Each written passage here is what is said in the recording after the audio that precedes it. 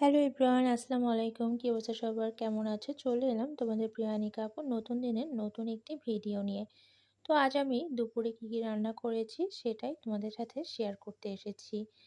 তো প্রথমেই আমি ২টা চুলায় একসাথে রান্না করে নেব। সেজন্য ২টো চুলায় একসাথেই আমি ২টা কড়াই অথবা প্যান বসিয়ে দিয়েছি। তো এর ভেতরে একে একে আমি তেল, পর্যাপ্ত পরিমাণ তেল দিয়ে দিয়েছি আর দিয়ে দিয়েছি পেঁয়াজ কুচি।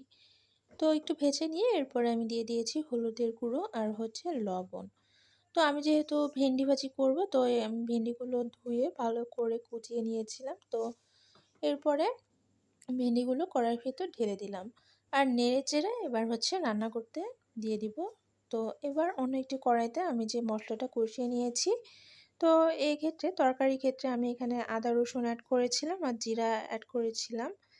তো মশলাটা ভালো করে কষিয়ে নিয়ে এবার এর ভেতরে আমি বেগুন আর আলু দিয়ে দিয়েছি। আমি যেহেতু এটা তরকারি রান্না করব, তো ঢাকনা দিয়ে ঢেকে আমি সবজিগুলো মশলার সাথে খুব ভালো করে কষিয়ে নিব।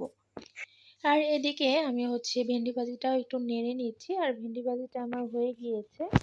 তো এবার আমি ভাজিটা চুলা থেকে নামিয়ে নিব। তো অবশ্যই ভেন্ডি ভাজিটা আপনারা ধুয়ে তারপর রান্না করবেন। আর এদিকে আমি আরেকটি প্যান বসিয়ে নিয়েছি। এই প্যানে আমি মাছগুলো ভেজে নিব। আর এদিকে যে আমি সবজিটা আ কষিয়ে নেওয়ার জন্য ঢাকনা দিয়ে ঢেকে রেখেছিলাম, তো সেটাও আমার কষিয়ে নেওয়া হয়ে গিয়েছে। এবার আমি পর্যাপ্ত পরিমাণ পানি দিয়ে, ঝোলের পানি দিয়ে ঢাকনা দিয়ে ঢেকে আবারও কিছুক্ষণ রান্না করে নিচ্ছি। আর এদিকে আমি খুব প্যানে তেল দিয়ে মাছগুলো ভেজে নিচ্ছি। আমি আজকে পাবদা মাছ রান্না করব। এজন্য আমি পাবদা মাছগুলো ভালো করে ধুয়ে এর সাথে হলুদ আর লবণ মাখিয়ে নিয়েছি। তো একে একে আমি এগুলো প্যানের ভিতর দিয়ে দিলাম। আর এদিকে এক পাশ হয়ে গিয়েছে, তো অপর পাশও আমি ভাজার জন্য উল্টে দিচ্ছি একে একে।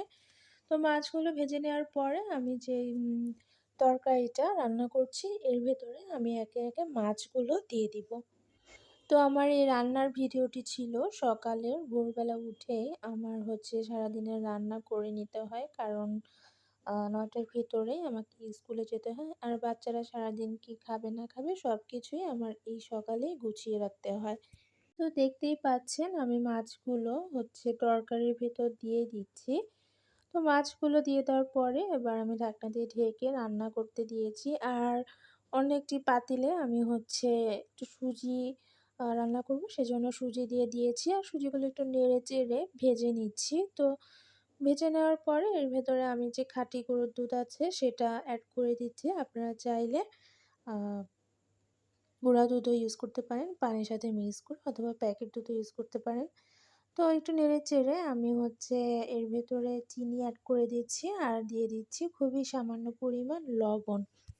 আসলে আমার বাচ্চারা মগে দুধ খেতে চায় না, তাই ওদের জন্য এই ব্যবস্থা। তো এটাই ছিল আমার আজকের রান্না-বান্না। আর আমার মেয়ের আজকে পরীক্ষা ছিল, পরীক্ষা দিতে যাচ্ছে। সবাই ওর জন্য দোয়া করবেন। আমার ভিডিওটি এ পর্যন্তই। আল্লাহ হাফেজ।